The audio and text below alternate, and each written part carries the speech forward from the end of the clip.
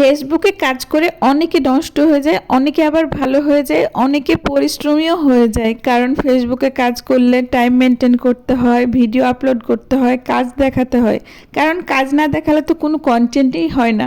Hello everyone, আসসালামু আলাইকুম, welcome to my new blog. যারা যারা আমার পেজটিকে ফলো করেননি এখনই ফলো করে দিবেন। এই যে দেখতে পাচ্ছেন আপনারা, আমি আজকে কাপড় চোপড় রোদে দিয়ে আসলাম। তো যেহেতু আমি একাই ক্যামেরাম্যান, তাই একা একা ভিডিও বানাই। এই যে দেখতে পাচ্ছেন এখন আমি সিঁড়ি থেকে নামছি। আচ্ছা যাই হোক, সিঁড়ি থেকে নেমে কি করব বলতে পারেন আপনারা? অবশ্যই মেয়েরা রান্নাবান্নার কাজে জড়িয়ে যাবে।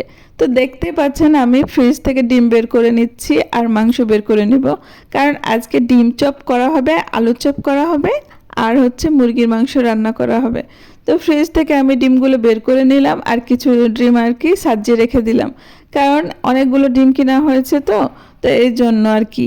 তো দেখতে পাচ্ছেন আমি মুরগির মাংসটা বের করে নিয়েছি, তারপর একটা ঝাঁকাতে দিয়ে পানি দিয়ে কিছু ধুয়ে নিচ্ছি। আর এখানে ডাল ভিজিয়ে রেখেছি, কারণ ডাল ভিজিয়ে রাখলে আর কি ডাল বড়া মানে সবজি বড়া বানানো হবে। তো দেখতেই পাচ্ছেন অনেকগুলো পেঁয়াজ আর কাঁচামরিচ দিয়ে আর লবণ দিয়ে একসাথে মাখিয়ে নিচ্ছি। এটা হচ্ছে কি পাতার বড়া, অবশ্যই আপনারা কমেন্ট বক্সে জানিয়ে দিবেন যদি জেনে থাকেন। তো দেখতে পাচ্ছেন কড়াইটা ফাইনালি গরম হয়ে গেছে, মানে তেল গরম হয়ে গেছে কড়াই দেওয়া আর কি।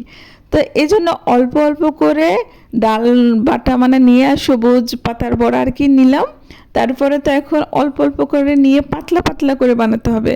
পাতলা পাতলা করে বানালে খেতে সত্যি অসাধারণ লাগে। আচ্ছা যাই হোক, কার কার এসব বড় পছন্দ অবশ্যই কিন্তু কমেন্ট বক্সে জানিয়ে দিবেন। আমার কিন্তু বেশ মজা লাগে, নরম নরম ডালের সাথে ডিম দিয়ে আমার কাছে ভালো লাগে ডাল বড়া, আর না হলে সবুজ পাতা দিয়ে ভালো লাগে ডাল বড়া। এমনি এমনি আমার কাছে তেমনটা ভালো লাগে না, তবে মোটামুটি লাগে আর কি, খারাপও লাগে না। ডালের সব কিছু কেন জানে বেশ মজা হয়। আচ্ছা যাই হোক, যেহেতু বড়া বানানো কমপ্লিট হয়ে গেল, এখন তো বানাতে হবে ডিম চপ, তাই না? তো এই জন্য দেখতে পাচ্ছেন আলু ভর্তা বানিয়ে নিয়েছি। আলু ভর্তাতে প্রচুর পরিমাণে বেরেস্তা দিয়েছি, পেঁয়াজের বেরেস্তা আর কি। তারপরে অল্প অল্প করে নিয়ে এক হাত দিয়ে বানিয়ে ফেললাম অনেকগুলো লাড্ডু।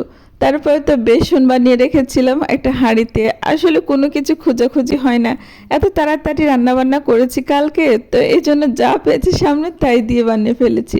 তো একটা একটা করে দেখতেই পাচ্ছেন আমি দিয়ে দিচ্ছি লাড্ডু আর কি। এখানে ডিম, যেহেতু ডিম চপ আর কি, ডিম চপের লাড্ডু আর কি। লাড্ডুগুলো এখন ভালো করে তেলে ভেজে নিব।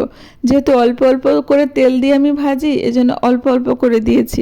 কারণ বেশি তেল হইলে আর কি নষ্ট হবে বা বেঁচে যাবে, তখন বাসি তেল হয়ে যাবে। এজন্য অল্প অল্প তেলে আমি ভেজে নিই। একটু টাইম লাগবে লাগুক, কিন্তু অল্প তেলে কিন্তু আমি সব কিছু ভাজাভাজি করি।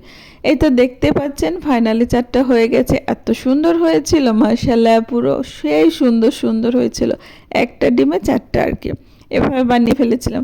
তারপরে আরও 7-8টা বানাইলাম, আরও 2টার বানালাম আর কি। এখানে 8টা ছিল আর কি, কারণ আমার হাজব্যান্ড এত পছন্দ করে আলু চপ আর ডিম চপ, ও বলছে যা দিবা আমি তাই খেয়ে ফেলবো। তো ও প্রায় খেয়ে ফেলে 7-8টা আর কি। এই জন্য তো দেখতে পাচ্ছেন ফাইনালি বানানো কমপ্লিট হয়ে গেছে। এগুলো হচ্ছে ডিম চপ আর হচ্ছে সবুজ পাতার বড়া। আমার যা আজকে বেশ মজা লেগেছে খেতে, কি আর বলবো, আপনাদেরকে প্রকাশ করা যাবে না। নিজে বানিয়ে নিজের কাছে অসাধারণ লেগেছে খেতে, সেই মজা হয়েছিল আজকে।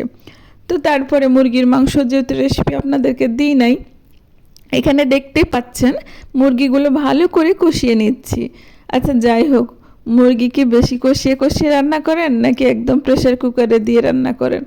তো ফাইনালি মুরগির মাংসটাও কিন্তু গল্প করতে করতে রান্না শেষ হয়ে গেল। এই যে দেখতে পাচ্ছেন আমি এখন জিরা গুঁড়া দিয়ে আর কি নামিয়ে ফেলবো। তো রান্নাটা দেখেন, জিরা গুঁড়া দেওয়ার আগেও কত সুন্দর কালার আসছিল। দেখতে ভালো হলে খেতেও কিন্তু মজা হবে। তো আজকের মতো এই পর্যন্ত, ভালো থাকবেন, সুস্থ থাকবেন, আল্লাহ হাফেজ, আসসালামু আলাইকুম।